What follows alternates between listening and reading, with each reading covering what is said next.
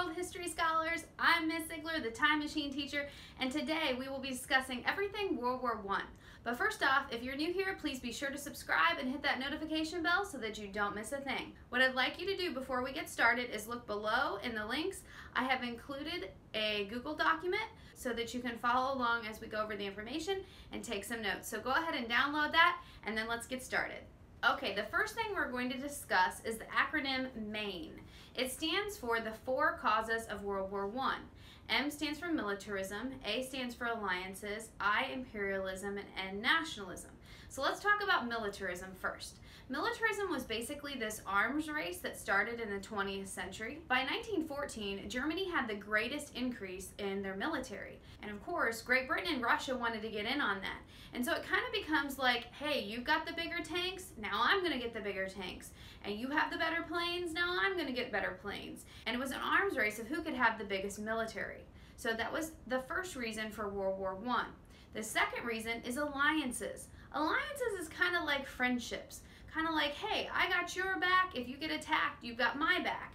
The problem was, though, that there were some secret alliances that no one really knew about. And that plays a big role in World War I because when one country gets attacked and has secret alliances with someone else, the other countries don't know that that country is going to have that one's back. So, for example, Russia and Serbia were allied. And Germany and Austria-Hungary were allied. France and Russia were also allied, as well as Britain, France, and Belgium. Japan was also allied with Great Britain. When Germany sees that Russia has declared war on them, they mobilize. And because Russia is in on it and they're allied with France, France has to help out Russia, and so they join the fight. And then Germany attacks France through Belgium, which gets Great Britain into the war because they're allied with Belgium. Then Japan joins the war, and later Italy and the United States will join the war. So alliances were very powerful in pulling different countries into World War I. Our next letter is I for imperialism. All of the European nations are competing to have the biggest empire and the most wealth. And that's how they get it, is through imperialism. Do you think they always agreed about this? Not always, no.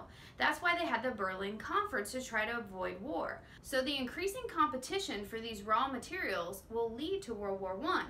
Also, when World War I breaks out, imperialistic powers will use their empires to their advantage. For example, there will be battles in Africa and India, all associated with World War I, and they will require their colonized people to help them out and fight for their country.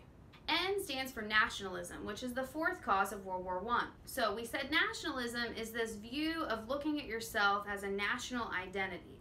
You have the same culture, the same language. You're putting that together into one nation. Well, this plays a part in World War I because there was a desire for the Slavic peoples who lived in Bosnia and Herzegovina to no longer be a part of the Austria-Hungary Empire. They wanted to be their own nations. So this leads to the Serbian Black Hand group going and assassinating Archduke Franz Ferdinand, which leads us into World War I. However, on a more broad scale, nationalism also plays a part because once World War I breaks out, it's like this nationalistic viewpoint that you have to go and fight for your country. And if you didn't, you would be considered a coward.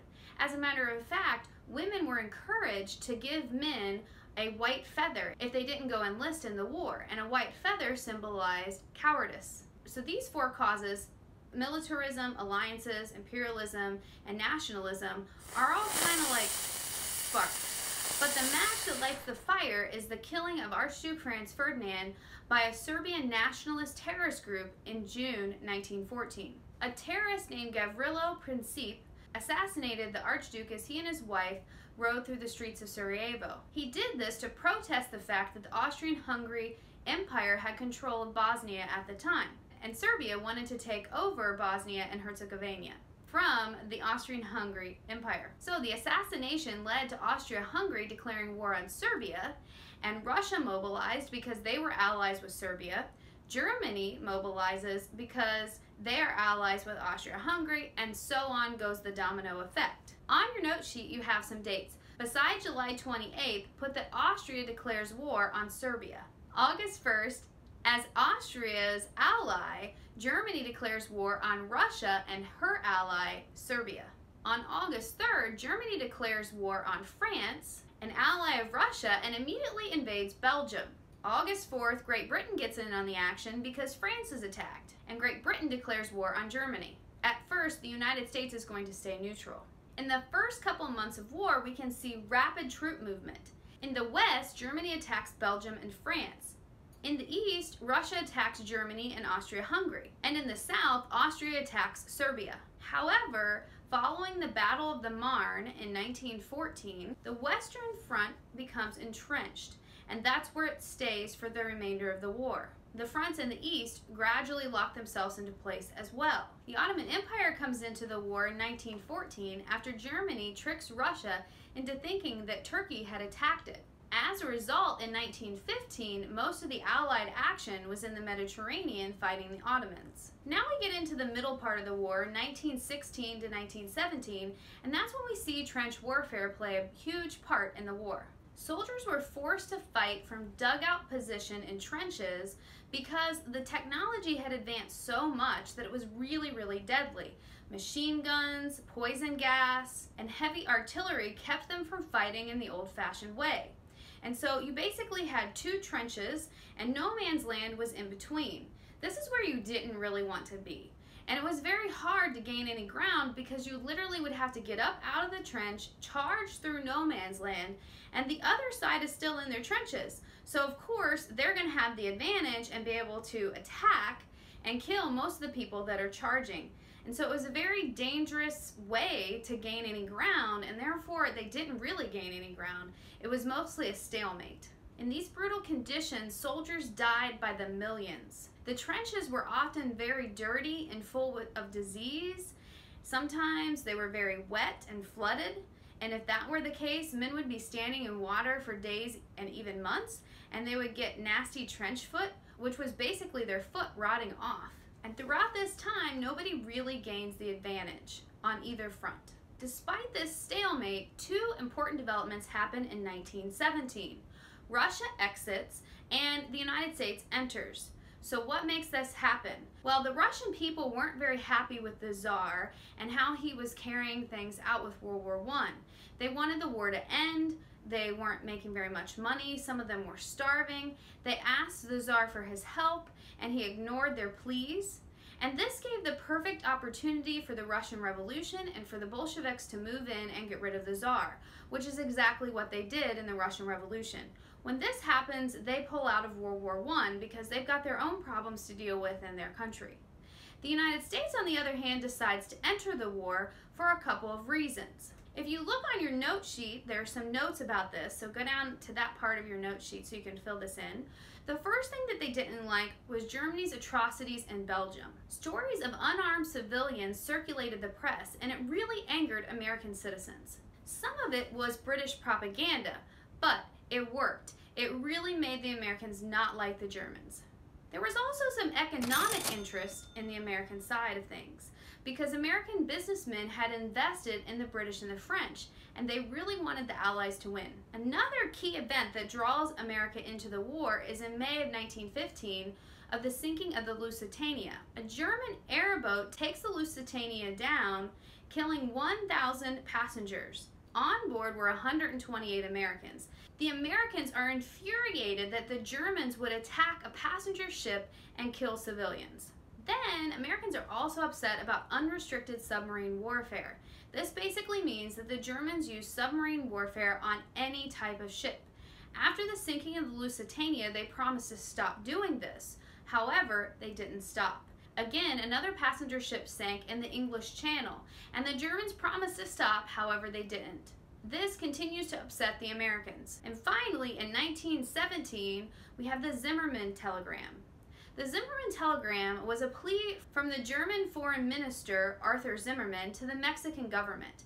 He wanted Mexico to enter on the side of Germany into the war and to attack the United States. He promised to give financial aid in helping them to attack the southern borders of the United States and take over that area again and get their land back that the United States had taken.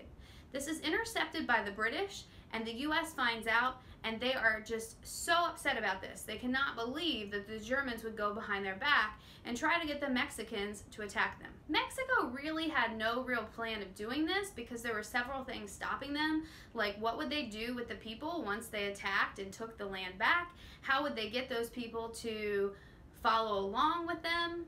Because they all knew that Americans were armed and that Americans would probably fight back. So they never really had the military power to do this.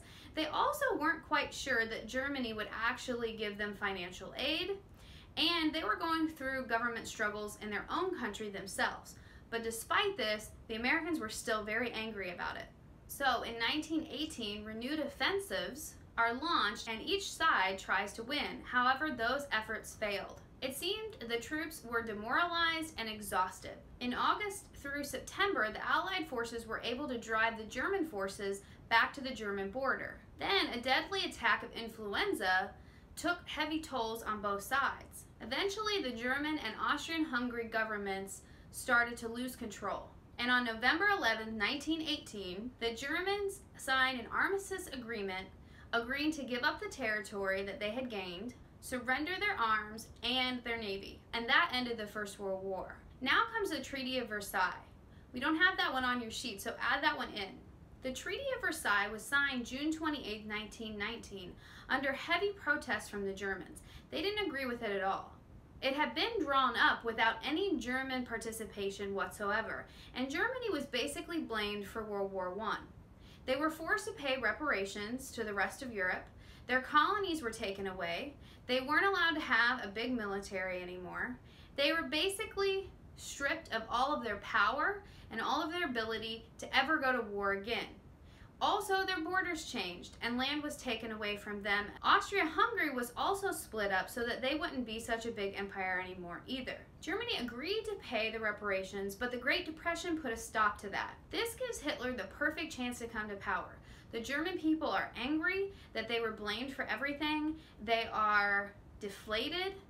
They are demoralized. They are made to look bad in the entire world, and they don't like that. They want to make their nation better. And so Hitler comes to power on that platform. For people who were demoralized and upset about the Treaty of Versailles, this seemed like a good plan.